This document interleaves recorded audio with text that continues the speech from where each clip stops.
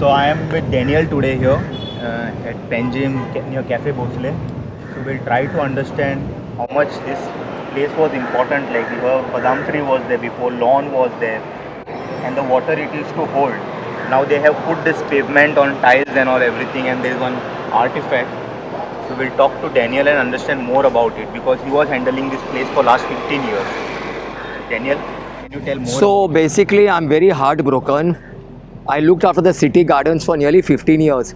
And every monsoons, me and my team would come and we would prune this tree because it was leaning on one side and the tree would fall. So 15 years I looked after this tree and this area. And I also signed on some documents of the smart city that this area has to be retained as greenery with lawn and the tree has to be the tree has to remain. But I was very shocked that the whole concept has been changed. The tree was cut in Vana, the whole area paved. So basically what are we, I'm sure smart city could have come up in better ways. So it hurts me when you remove such a big tree, it really hurts me badly. Now what was the importance of the tree, the oxygen, the holding the heat compared to this one figure which is put over here? According to me, this one figure over here does not make sense. Secondly, we have to have sponges in the city. Why is the city of Panjim flooding? Why is the city of Panjim? You all answer. If we are going to pave everything like this, where will the water go? There is no natural. There's no way of recharging water. The city is bound to flood. And my appeal to everybody and to the Honorable Chief Minister of Goa, Samba Square is entirely paved. You all have deprived children of a childhood. The children from the schools used to play over there in the sand, run, play 7 tiles, ring, fall, get hurt. But what a beautiful expression it was, sing the children. You all have deprived the children. My appeal is to you, please look at the pros and cons and redo that place how it was originally with sand for the sake of the school children. And also I would like to know, tell like any message you would like to give if they keep doing this everywhere See, across Goa. These are apparently smart city. There are few projects I would say are good.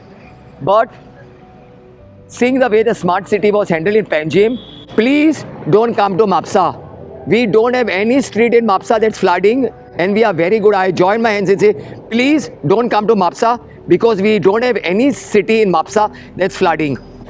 Is there any natural sinkhole in Panjim as of? We don't have natural. All the gardens are sinkholes and all the gardens are being paved. So where will the water go? Why will private people keep sponges? Why will shop people keep sponges? So these are sponges, natural sponges, the gardens, parks, medians, traffic islands. And if we are doing like this is what? So why will not a city of Panjim flood when this is a man-made disaster? And I'm saying it in bold, this is a man-made disaster. Thank you so much, Daniel. Thank you. And for sitting here and doing this is a very difficult thing because it is so hot. We can see we are sweating. Daniel is also sweating and sitting from morning here. And I hope this message reaches to the authority and they take the action. Please remove this and fix it with lawn. This area deserves that what it was like before. And if you want, expert is there already sitting. Take advice from him before you are doing anything development. Take considerations of experts. They are there. They are always there. and that too we are doing for free. We don't want your money. We just want to preserve the identity of Goa and look after Mother Nature.